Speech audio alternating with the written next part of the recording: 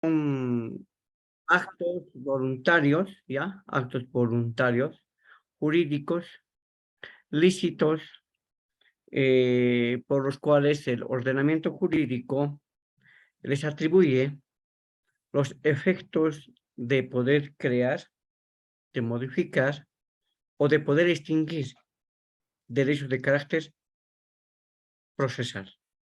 En estos aspectos fundamentales, cuando hablamos de actos, se tiene que tener en cuenta la base fundamental para poder realizar todo o toda actividad y todo accionar que se plantea para realizar, más que todo, en los estados judiciales.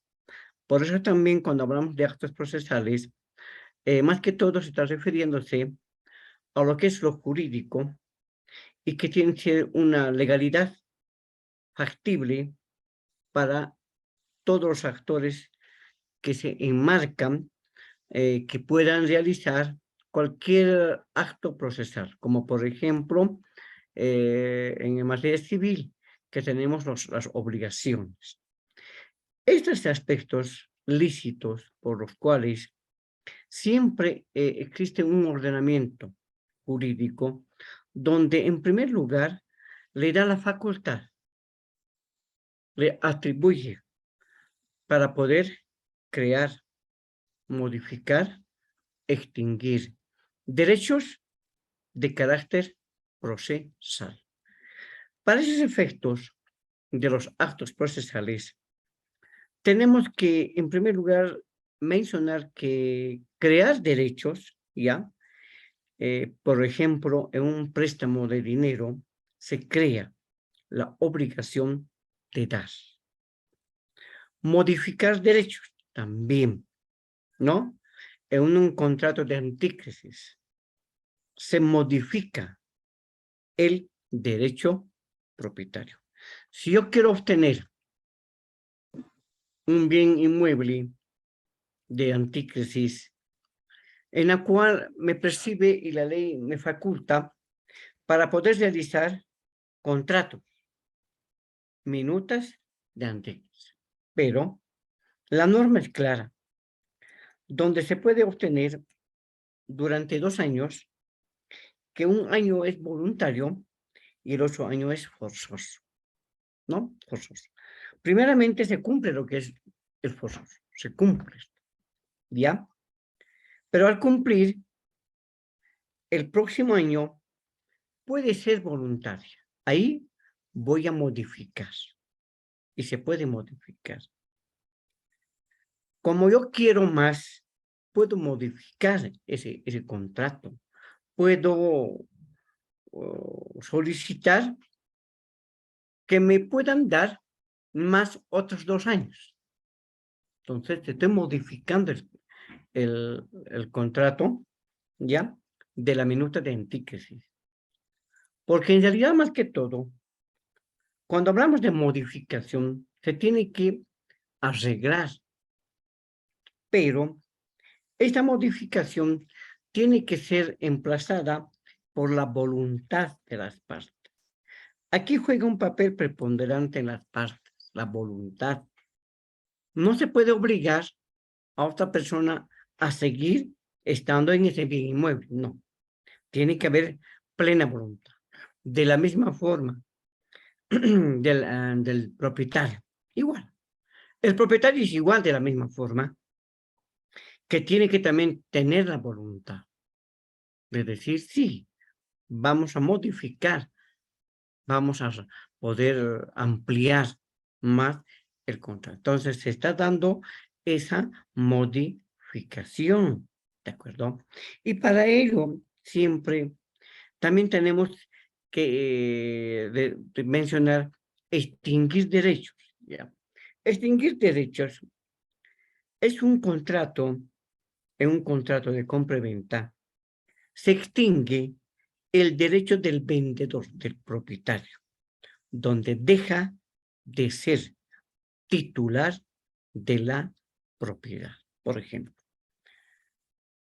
En una compra-venta de un vehículo, una X persona es propietario del vehículo, ¿no?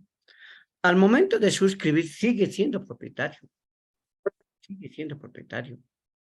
Ya. Pero cuando hace la transferencia mediante una documentación, él deja de ser ya propietario. Extingue sus derechos, ¿no? Extingue. Por eso también se hace en una compra-venta de un vehículo, se hacen dos documentos. Uno, el documento privado, ya, el documento privado y la minuta. El documento privado, ahí se va a establecer y se pone arras penales. ¿Y para qué nos sirve este arras penales? Para que se desvincule de cualquier responsabilidad del propietario, de cualquier responsabilidad. Porque hasta el tiempo de realizar la transferencia, puede suceder algo. Puede un accidente, puede transportar droga, puede haber sustancias químicas, entonces armas. Entonces, más vale prevenir, donde los abogados precisamente precautelan los derechos del propietario como también del comprador. Entonces, para ambas partes tiene que existir estas arras penales. Por ese motivo, el vehículo está hipotecado. Entonces, esta arra penal lo va a subsanar, le va a subsumir al propietario como también al comprador. Entonces, ahora, cuando se habla de extinción de derechos, al momento de suscribir la documentación, extingue de ser dueño, ya no es propietario el señor. Por eso también en los actos procesales se crea, se modifica y se extingue. Entonces, esos aspectos se tienen que enmarcar dentro de los contratos que ustedes al año van a ver lo que son los contratos. Por ejemplo, los contratos que ahí se realizan.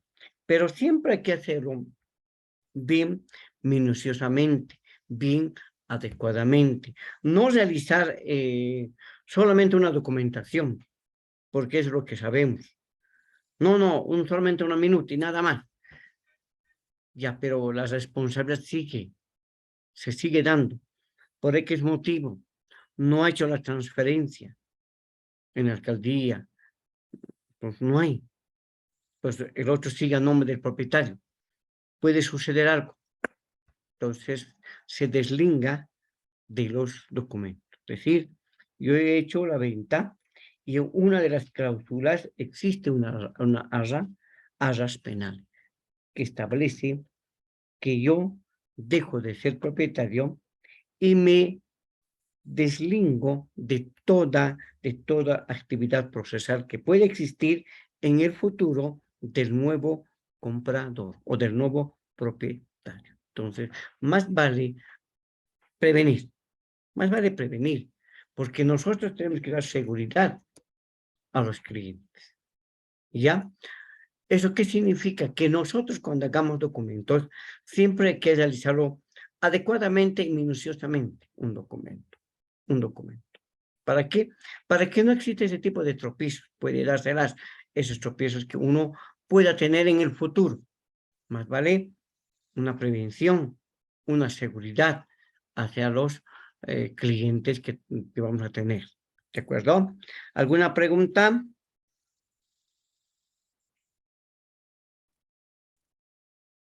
Doctor, buen día. ¿Cómo está? Buen día, buen día. Quiero hacer una consulta. Dime. En este caso, en el tema del vehículo, ¿cómo puedo saber si sigue a nombre mío, por ejemplo?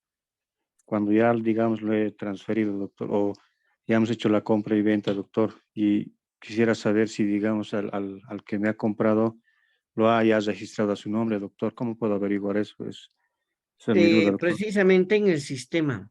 ahora hay sistematizado, computarizada. Hay un sistema que se llama en uno de las que tenemos en el RUA.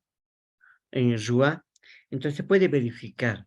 Se entra al sistema si ya está cambiado o no está cambiado. Por eso también es importante la contradocumentación. ¿En qué consiste la contradocumentación? Consiste que, en primer lugar, para poder evitar cualquier tipo de problemas que pueden suceder en el futuro, una persona o el vendedor se tiene que deslindar de todo procesos. Ya puede recaer un accidente. Y entonces, ¿quién es lo único que ve en la placa? Y entramos con la placa y vemos a nombre de quién está para poder identificar. Lo ubicamos a la persona. Pues dice usted, señor, tiene...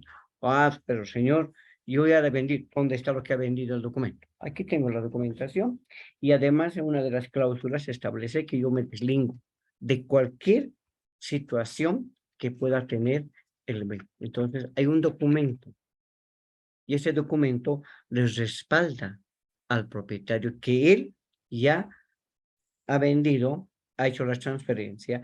Ahora, por descuido del comprador, puede que no exista la transferencia correcta, es decir, no ha hecho el cambio de nombre, pero hay una documentación. No significa esto que cuando solamente hacemos una minuta y no hacemos un documento privado. En la minuta establece claramente todo de la venta del vehículo, pero en la minuta no va a mencionar que existen arras penales, es decir, cláusulas que pueden ser responsables solamente el que ha comprado y no así el vendedor. Pero en la minuta no hay eso, no hay una minuta. La minuta se basa sobre la venta del vehículo. En cambio, en el documento es muy diferente, el documento privado, por eso es entre partes, un activo y un pasivo. Entonces, ahí sí va a establecer todos los por mayores.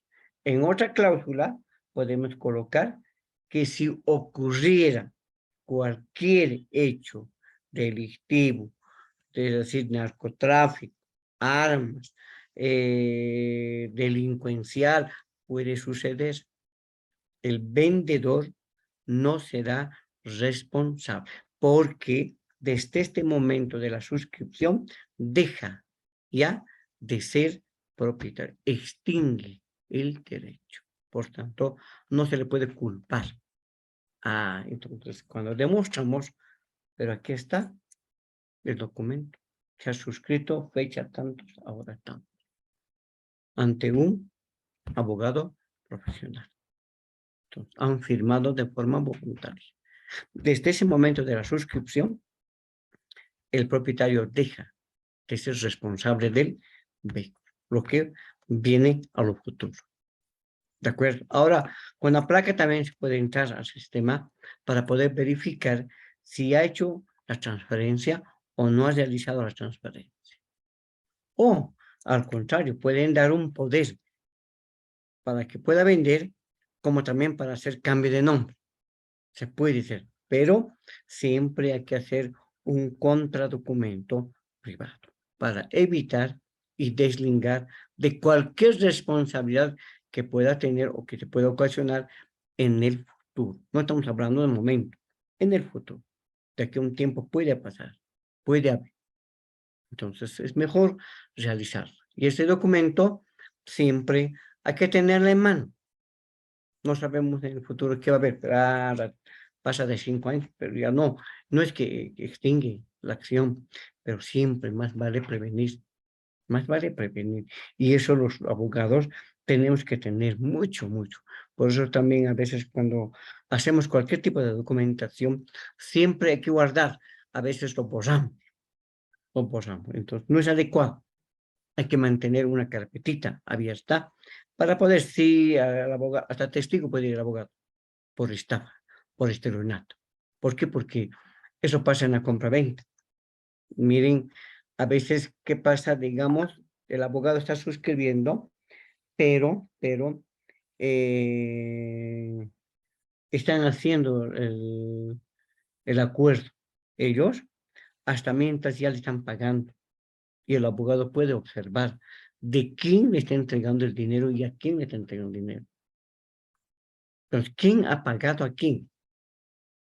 Si pongamos dos personas que son concubinos, solamente enamorados, quieren comprar un vehículo, ¿ya? Compran el vehículo, pero la mujer es la que ha dado todo el dinero.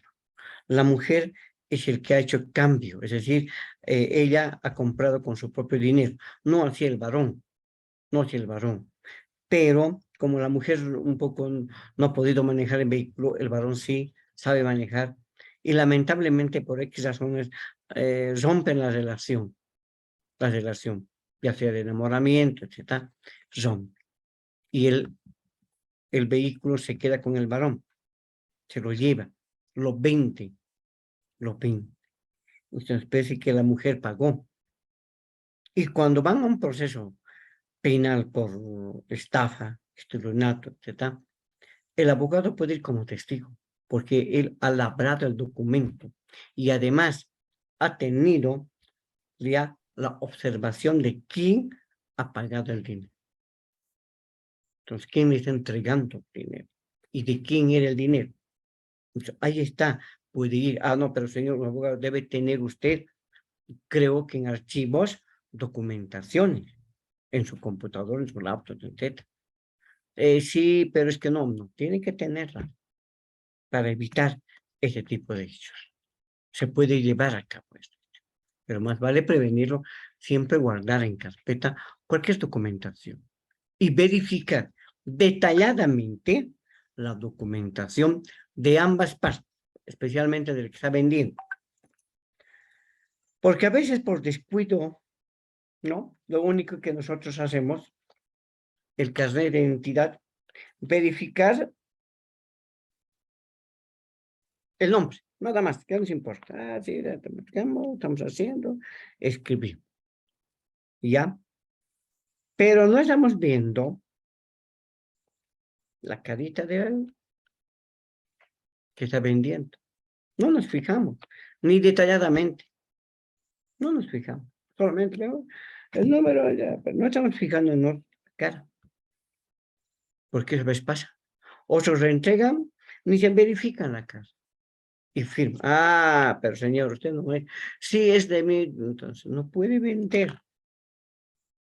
Si aceptaríamos en ese documento que él está firmando por usted, en grado de complicidad, los abogados. ¿De acuerdo? Entonces, mucho cuidado. Aquí verificar si es o no es el que está vendiendo. Pero se pasa. Y eso pasa más que todo, pasa en el 16 de julio, cuando hay feria de autos. Está bueno eso. O en la Plaza de la Paz, se me equivoco. Pero siempre, ahí está, te entregan. Pero no estás fijándote. Entonces, más vale prevenir, mirar, observar si es él o no es él, preguntarle la fecha, en qué año. No porque queramos, más vale prevenir. Y eso pasa. Eso pasa. ¿Qué pasa cuando, digamos, vende una persona de 80 años? Al menos una casa. Entonces, la norma es claro. Tiene que estar con 2 testigos presenciales. No, pero se da cuenta. No. ¿Por qué? A ver, ¿por qué no puede vender uno de 80 años? Puede vender, pero tiene que estar con testigos. ¿Por qué sería?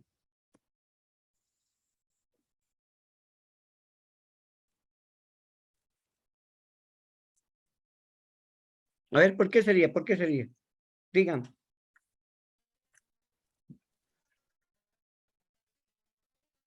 Porque ya Daniel, tiene la no, no está capacidad saliendo bien. de lograr, doctor.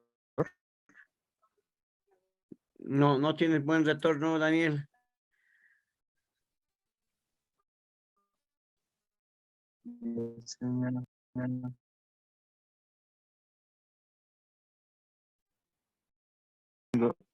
No tengo señal.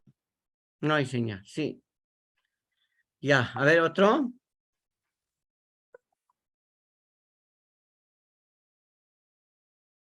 A ver, ¿por qué?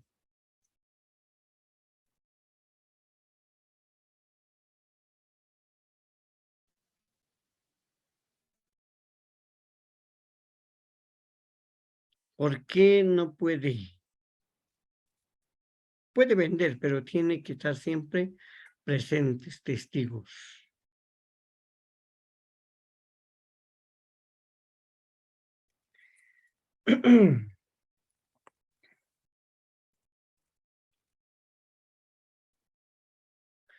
¿No hay nadie?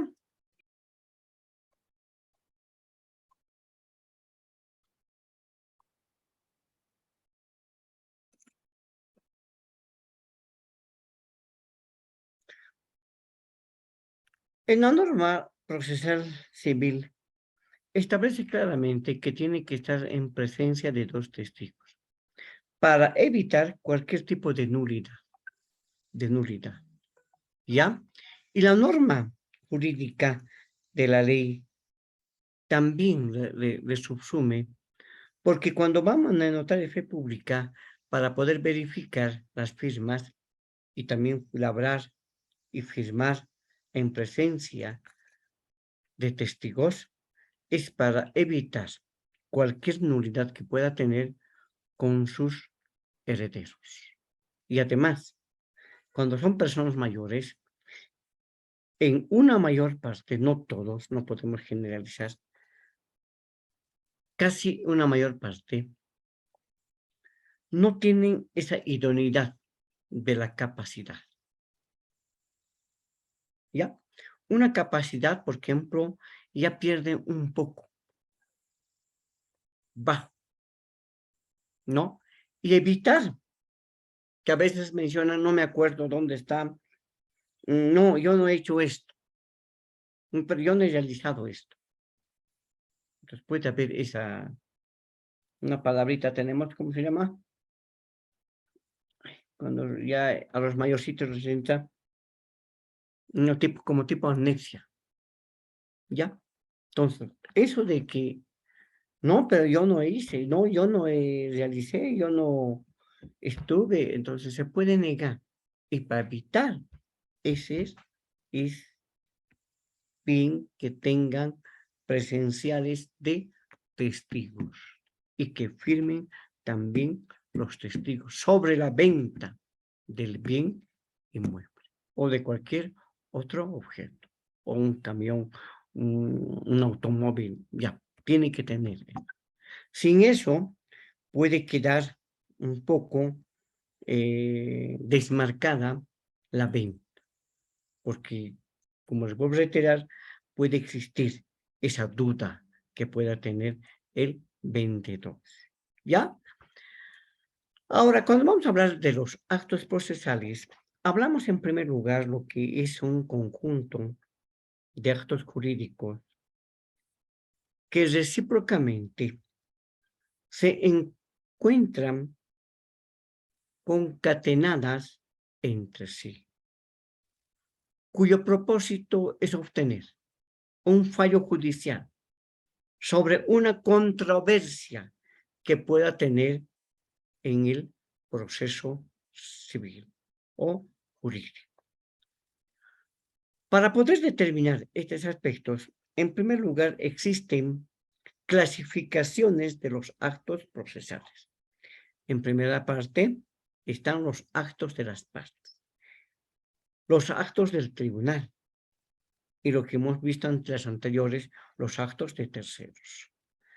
Aquí es importante al hablar de actos de las partes. Las partes son, en primer lugar, el demandado, demandante, terceristas y realizan los siguientes actos. 1. Una petición. Las peticiones determinan el contenido de la pretensión. Afirmación. coafirmación es la que aceptan las acciones del demandante. Los actos probatorios. Los actos probatorios son donde ofrecen pruebas para fundamentar sus afirmaciones a través de pruebas documentales, pruebas testificales, pruebas periciales, que están en una demanda de nulidad de escritura pública. Así también va a haber inspecciones judiciales, ya como por ejemplo, en una usucapión se llevó a que vean que estoy en posesión del bien inmueble, Y ahí también va a haber una inspección quienes pueden atestiguar si esa persona ya se encuentra en el momento de presentar la demanda en posesión del bien inmueble y qué tiempo ya se encuentra ahí. Entonces, ¿quiénes van a ser y quiénes van a corroborar? Los testigos. Los testigos. Otro aspecto también que hay es la confesión provocada. La confesión provocada permite formular preguntas cerradas a las partes para poder demostrar los argumentos o afirmaciones. Estos aspectos de los actos de las partes son precisamente en área civil, área social, área familiar. No así en otra área que es la área penal. Entonces, no. En área penal, le puedo reiterar, no hay demandante, no hay demanda. Mucho cuidado, no son aspectos de demanda. Ni tampoco se conoce expediente. No hay expediente en materia penal. Entonces, una cosa es denunciante, denunciado, digamos. Querellante, imputado. Acusado y acusador particular. Entonces, son diferentes los términos. ¿Ya? Ahora, también existe dentro de los actos procesales las partes que intervienen en el proceso. Por ejemplo, en materia penal está el Ministerio Público, conjuntamente el querellante. El imputado, asistido de un abogado profesional, que se llama defensa técnica. Defensa técnica. Solamente esos tres son los actores procesales, las partes procesales. No hay más. Ahora ustedes dirán, ¿qué pasa con el tribunal? Pero no es parte del proceso. El tribunal es muy diferente. Los jueces tienen otro tipo de actividad, pero no son parte de los actores o de las partes. Los actos de las partes no intervienen los jueces. Una cosa que ellos realizan las direcciones, las directrices para los juicios, ¿no? En cambio, en materia civil, social, etc., sí, hay demandante, demandado, pero en materia penal no hay. Es uno denunciante, denunciado, querellante, imputado, acusador particular y acusado. Entonces son diferentes. Ahora, el cuaderno que es el expediente, pero no son expedientes, sino son cuadernos de investigación, ya, cuaderno de control jurisdiccional, cuaderno de control jurisdiccional. Y cuando estamos en el tribunal, ya es cuaderno jurisdiccional, nada más, cuaderno jurisdiccional. ¿Ya?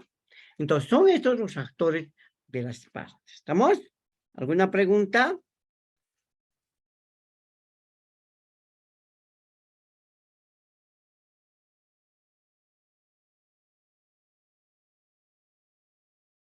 ¿Alguna pregunta? ¿Alguna pregunta?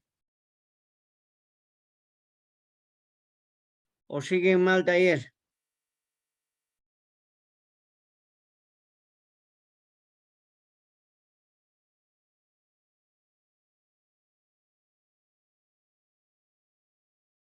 ¿No hay preguntas? Ya. Actos del tribunal. Los actos del tribunal son actos del órgano jurisdiccional. Los actos del tribunal son actos del órgano jurisdiccional, ¿no? Uno, están los actos de decisión.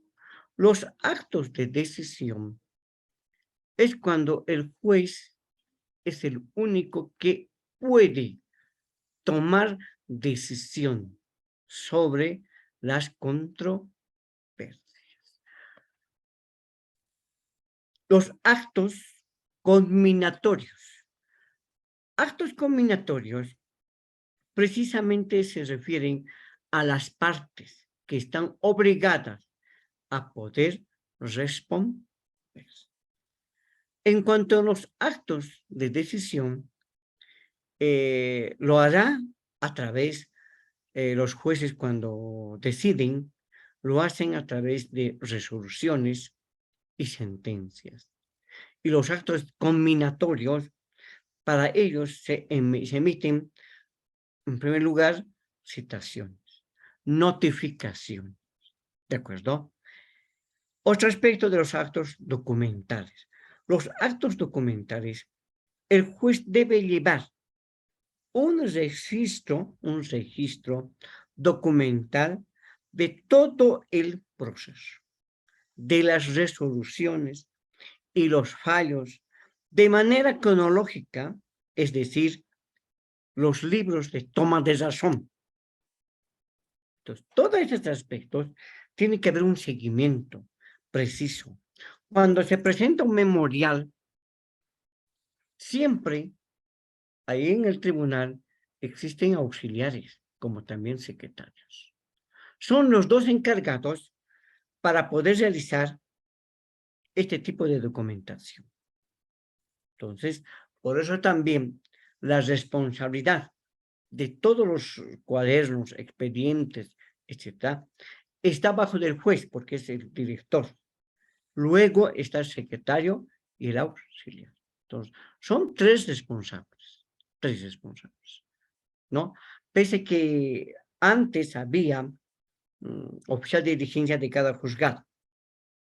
Ahora ya no, solamente hay oficiales, uno solo, es decir, la de plataformas, los que van a llevar las citaciones, los comparendos, etc. Son ellos los encargados. Antes había en cada juzgado oficial de diligencia, el que tiene que llevar a las oficinas de los abogados, a los domicilios reales, a todos esos aspectos. ¿De acuerdo? Otro aspecto fundamental acerca de los actos de terceros son los siguientes. Los actos de terceros ya están actos de peritos. Actos de peritos. Son los que intervienen cuando las partes lo solicitan y emiten informes periciales. Son los encargados de poder realizar laboratorios que tienen que tener a su cargo. Así también existen los peritos que están conformados, ya sea en IDIF como también en ICUF. Entonces, son los dos autorizados para que puedan realizar cualquier tipo de laboratorio, ya sea falsificaciones, enmiendas, subrayaciones, pueden ser estudios laboratorios que ellos realizan. Entonces, son los únicos, tanto ICUF como también IDIF. Entonces, son los dos aspectos fundamentales. Ahora, otro acto es acerca de los terceros, los testigos. Los testigos declaran hechos verídicos que ayuden a poder esclarecer los argumentos. Un testigo tiene que ser, por ejemplo, la persona que ha visto el hecho, que ha podido observar el hecho, que ha podido verificar el hecho. Entonces, ahí, sí, por ejemplo, ¿qué pasa en materia familiar? ¿El mejor amigo será testigo?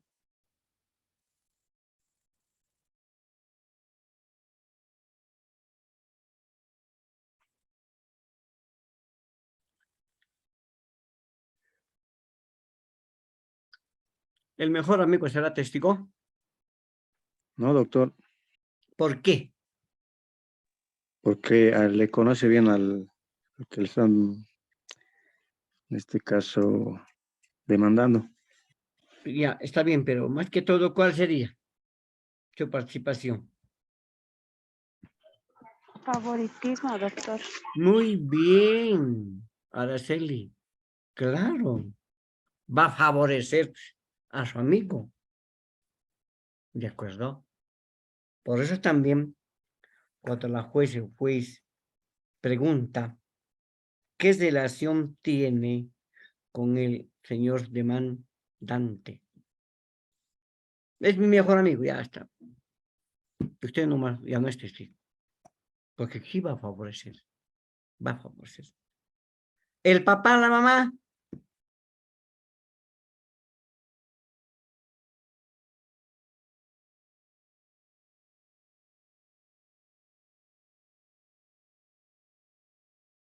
Tampoco no puede ser. No puede. Porque igual vas a ir a favor de su hijo. Queramos o no queramos. Pero, ahora, en materia penal, ¿puede ser testigo el papá, la mamá, el mejor amigo?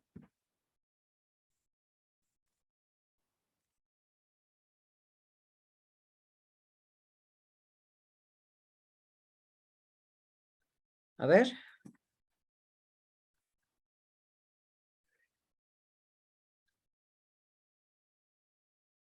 ¿Puede o no puede?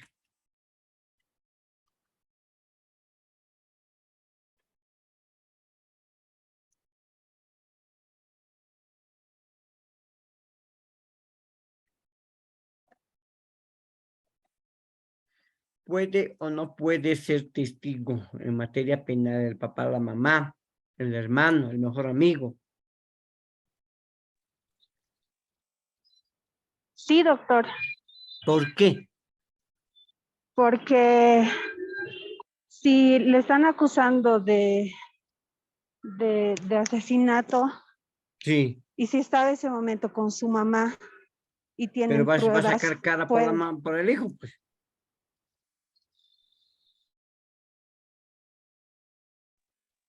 pero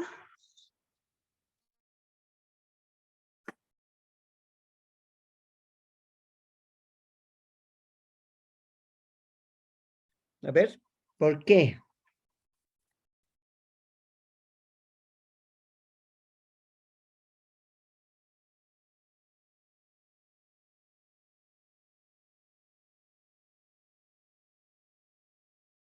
Puede ser testigo porque la defensa es amplia.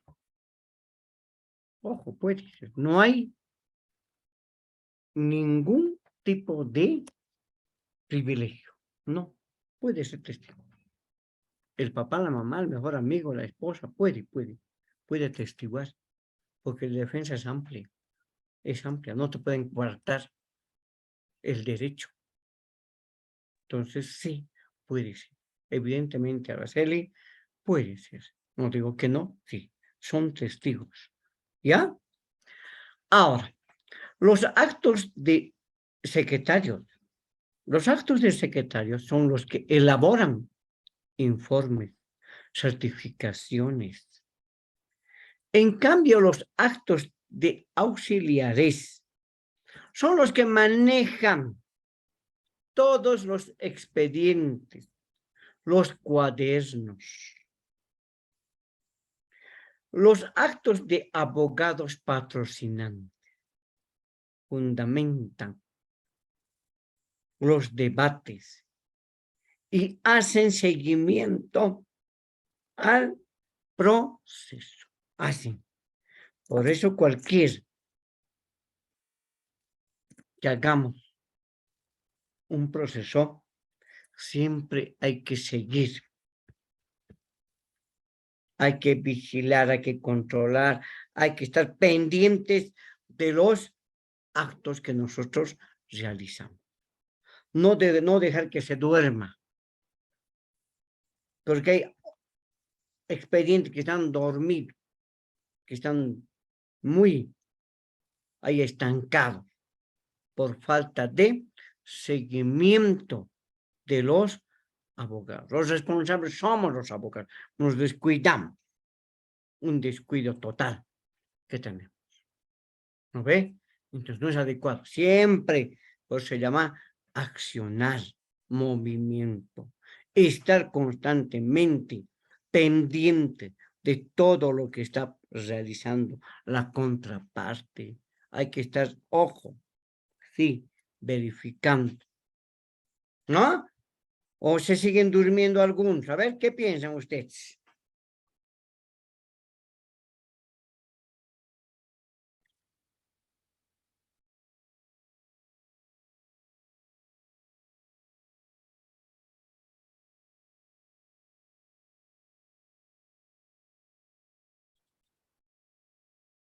A ver. No estamos participando.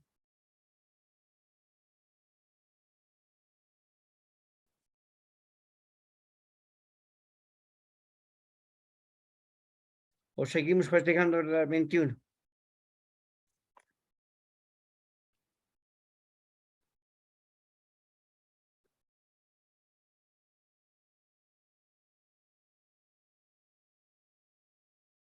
Ya.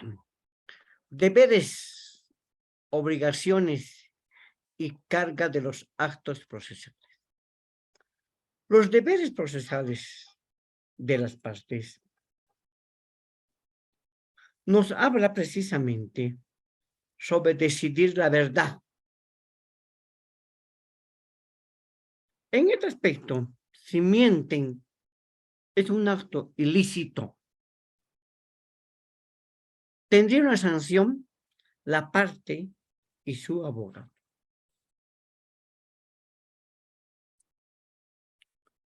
Obrar con lealtad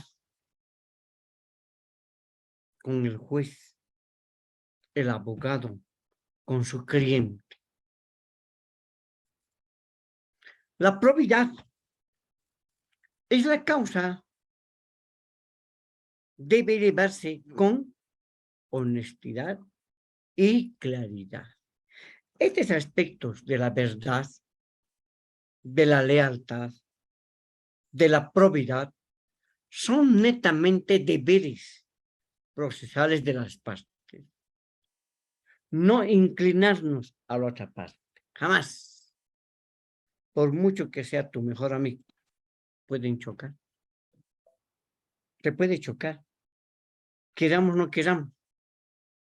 Y eso no es adecuado. O está bien que agarremos un caso y comentemos a la contraparte. ¿Está bien eso?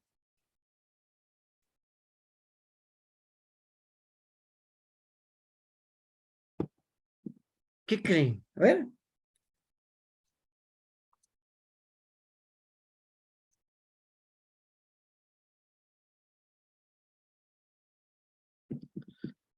¿Está bien o no está mal?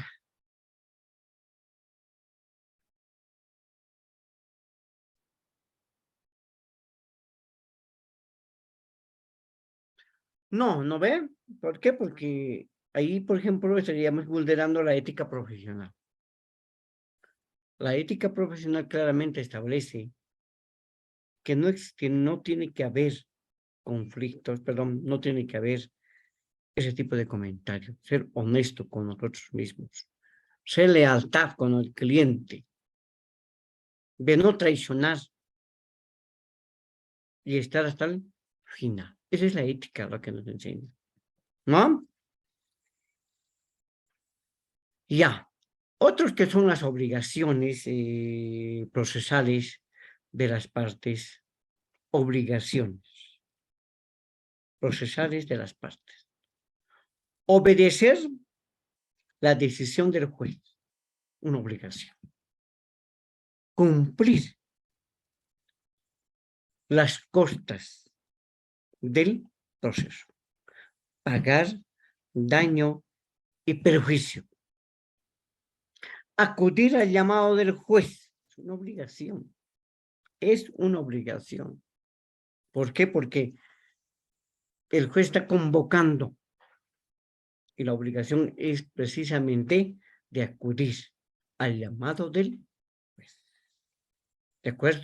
Entonces, son esas obligaciones que en el derecho procesal, que son procesales de las partes, queramos o no queramos, tenemos que cumplir con esa obligación. El impulso de las partes deben poner en movimiento el proceso. La carga procesal. El juez debe cumplir con los plazos procesales, admitir las pruebas, ser diligente, estar atento para evitar errores procesales. Al mismo hecho, tiene que haber un dictamen del fallo. Entonces, el juez tiene que dictar un dictamen del fallo, es decir, una sentencia. Cuando se hace un proceso, se llega a una solución. Y eso es precisamente dictar los fallos. Modos de concluir el proceso. En primer lugar, para poder hablar de modos de concluir el proceso, existen principales elementos. Uno, el desistimiento.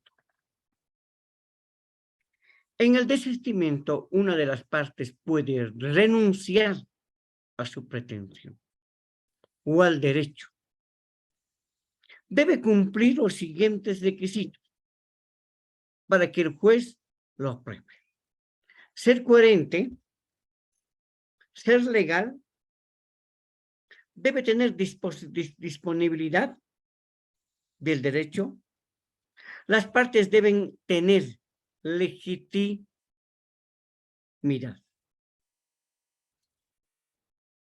Cuando hablamos de desistimiento, en primer lugar, se realiza un acuerdo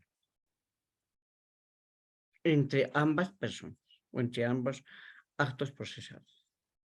Ese acuerdo que tiene que haber voluntad de las partes para poder desestimar una demanda, una acción. Entonces, ¿qué significa? Que ya no quiere seguir adelante. Solamente quiero que se quede hasta aquí. Ese es el desistimiento. Transacción. La transacción es el acuerdo oneroso de las partes que ceden sus derechos mutuamente. Ambos deben lograr los beneficios que les favorezca a cada parte. La conciliación. La conciliación, donde las partes pueden hacer un ajuste para arreglar y poner fin al proceso. Inactividad. La inactividad se da cuando las partes no cumplen con el impulso procesal, por lo cual el juez declara perención de instancia y dispone el archivo del proceso. Entonces, estos 4 son los modos de concluir el proceso. ¿Cómo concluir? Concluye con estos cuatro: desistimiento, transacción, conciliación y inactividad. ¿Ya? ¿Alguna pregunta?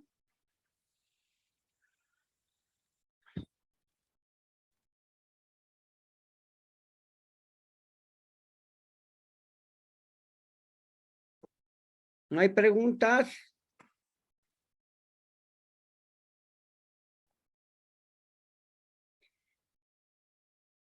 Ya, con eso terminamos el tema 11. Bien. Por el próximo miércoles o jueves quieren un repasito. ¿De acuerdo? Miércoles o jueves. Miércoles, doctor. Ya.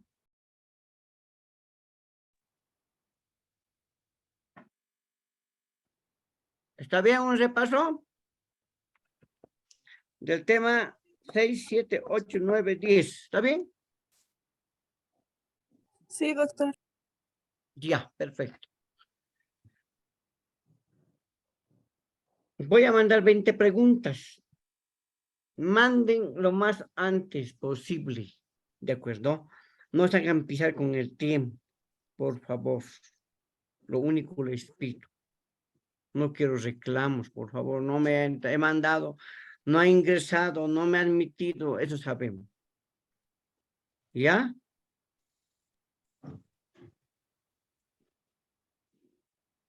Abren, por favor, o caen para siempre. Está bien, doctor. Está bien, doctor, gracias. Ya, el representante de curso, ¿dónde está?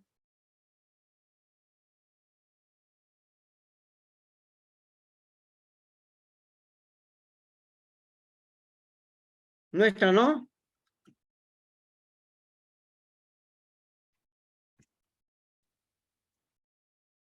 Ya, el día miércoles a las 10:30, 11 quieren.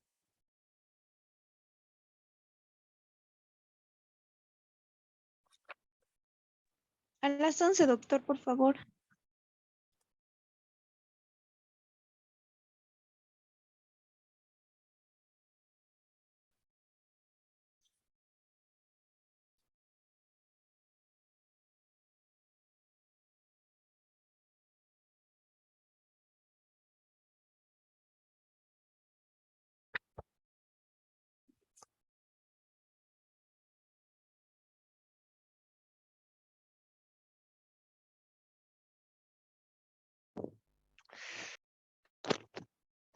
De 28 de septiembre, ¿ya? 11. Sí, doctor.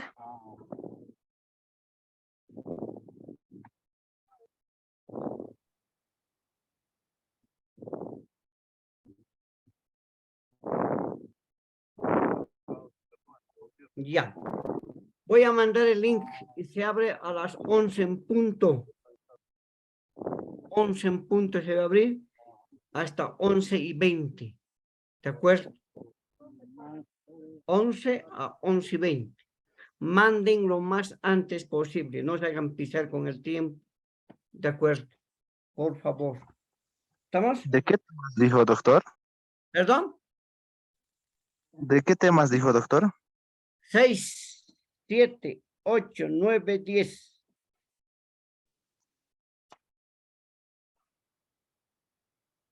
¿Está bien? Sí, doctor. Ya, del 6, 7, 8, 9, 10. ¿De acuerdo?